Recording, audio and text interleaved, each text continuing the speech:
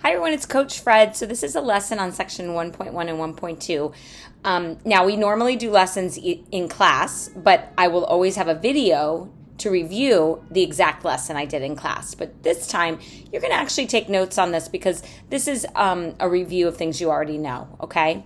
So your target is I want you to be able to use order of operations to simplify, evaluate, and understand formulas for perimeter and area. So we're going to need that for the rest of the year, okay? So proper order of operations really just means the rules we follow, the steps or the sequences we follow to simplify an expression. And it's made up because we all had to agree around the world that we were going to follow this order of operations so that we could solve problems together. And so you could define in your own words as my rules for simplifying expressions. So we don't use this when solving equations. We use this to simplify expressions and evaluate expressions. Now, you all in your mind have been using PEMDAS, but as I said, I want to change that to GEMDAS. GEMDAS. And that's because the G means grouping symbols. And I want to make sure that we're using all the things that matter. So grouping symbols, yes, they are parentheses. They sure are. But they also are brackets. They are fraction bar. They're square root symbols. So there's so many things that are grouping symbols. I really want us to get algebraic and change it to a G. Exponents come next. So that's powers. Like if I gave you 2 to the 3 power, remember that means 2 times 2 times 2. That would be next. Multiplication and division. Now, multiplication doesn't come first if it's not on the left. So we do these from left to right. Oops. And the same thing with addition and subtraction. They would come next. From left to right. Okay. Now, we also now need to add some definitions to us. So what is a variable? Really, a variable is just a letter that represents an unknown amount.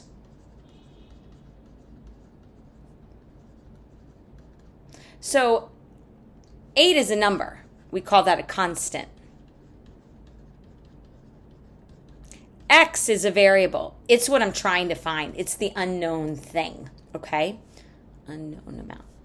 All right, so now we're ready to simplify using order of operations. Okay, so we've got our GEMDAS. Now, how we do this is important.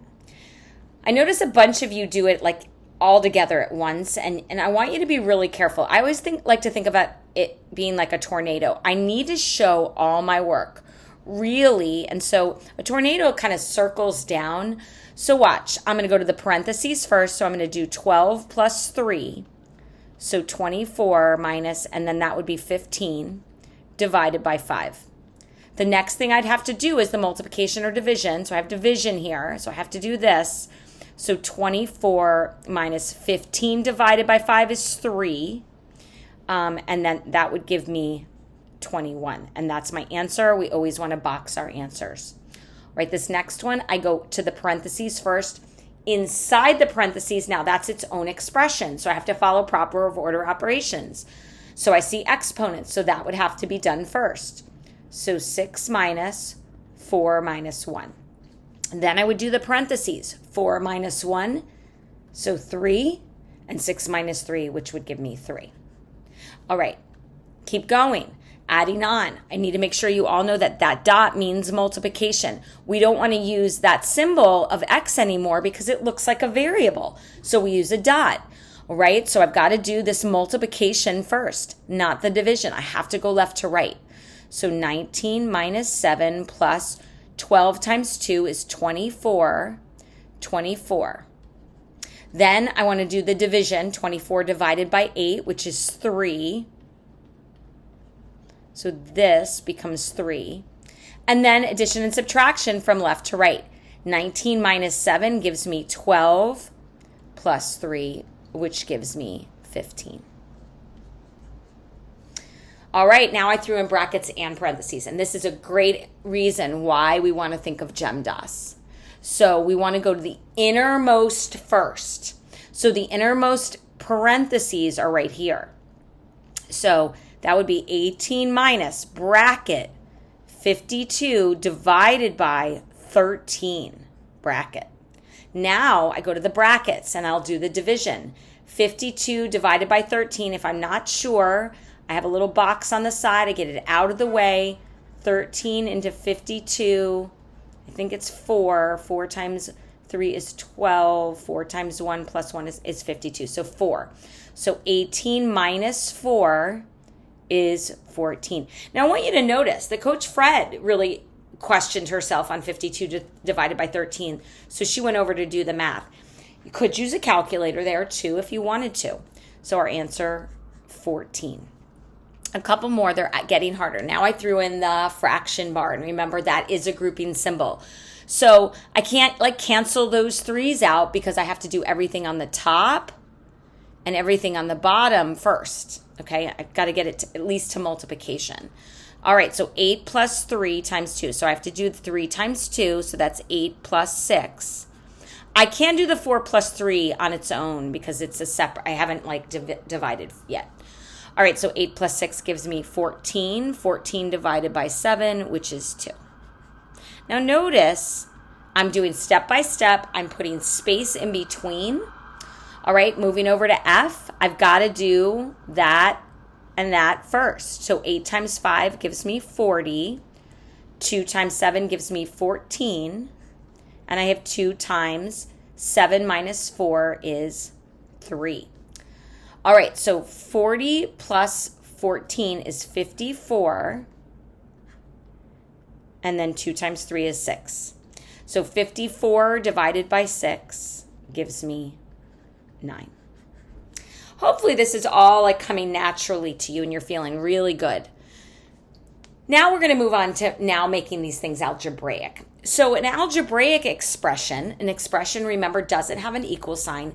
An algebraic expression is an expression with a variable. So 2x, x plus 5. Those are algebraic expressions. All right, so evaluate an expression just means find the value. That's all it means. Evaluate, find the value. But in this case, if you're evaluating, you usually have to substitute in values. So they told us that x was -2, y was -3, and z is 4. So I first want to substitute in the values. Now, anytime I put in values, especially if they have negatives, you want to put them in parentheses. Okay, 3 times -2 minus y is -3. So again, -3. The reason that became important is because now you have a negative and a negative, which becomes a positive. So I'm going to do 3 times -2, which is -6, plus 3. All right. Now, each of you has a mnemonic that kind of helps you here, but -6 plus 3, you're really doing subtracting the numbers and then keeping the sign of the larger number. So my answer would be -3. What I want you to do is try B and C. So press pause and come back. All right, so if you're back, you would have put in -2 over -3. Didn't really need parentheses only because there were no other numbers there. But then I have a negative divided by a negative, which would have given me a positive. Okay?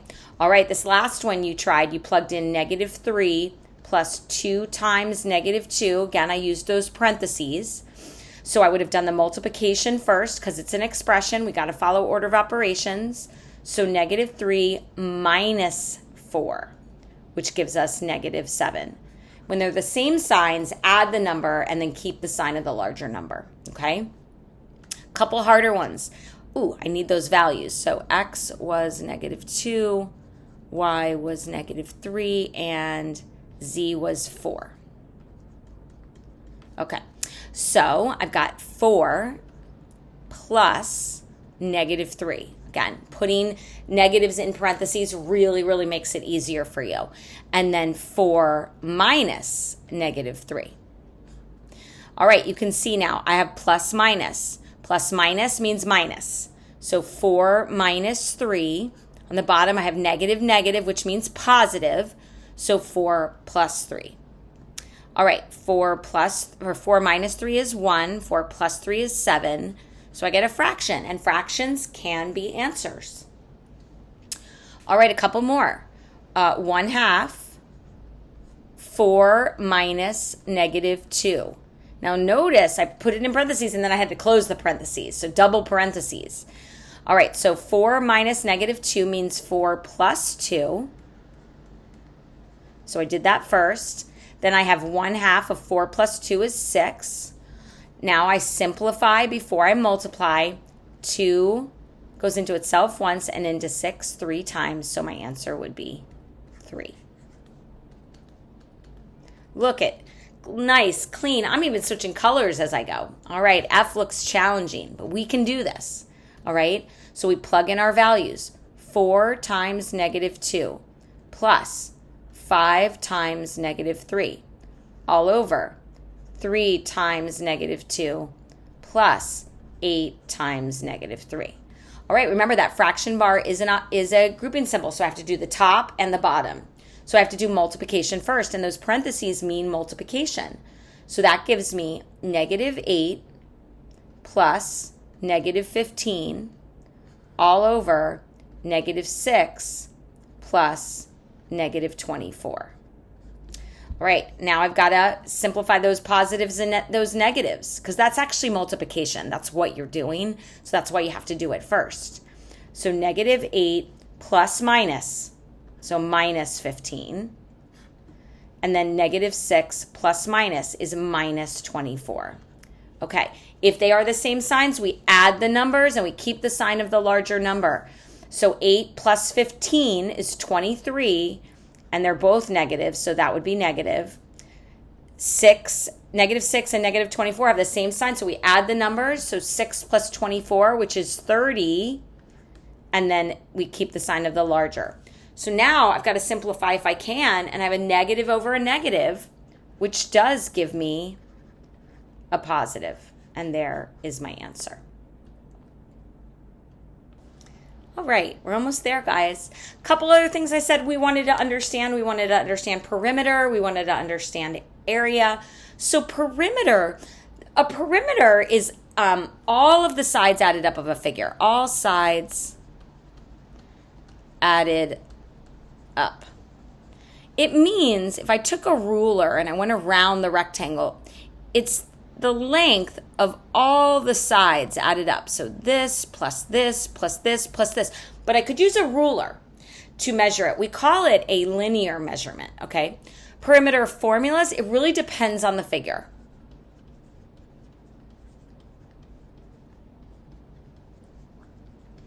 So if I give you a rectangle and it has side, I don't know, A, that means the opposite side's A and the side B, well then it would be A plus B plus A plus B.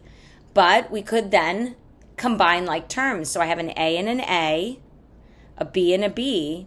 So if you really want to know a formula for perimeter of a rectangle, it could be 2A plus 2B. Whereas if it were a triangle, and I wanted the perimeter ABC, you'd have to add up all the sides. So perimeter really depends on the figure. Area, however, have specific formulas, okay? Area means everything inside.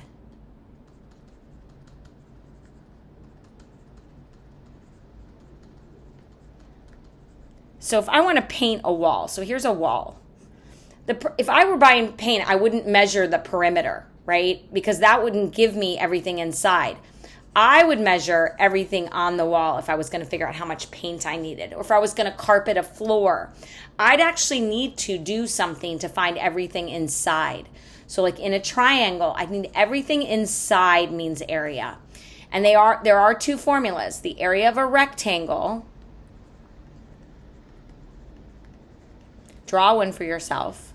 We always say that the longest side is L, or the length, And we use a cursive L and a W. And so the area of a rectangle is length times width. All right, with a triangle,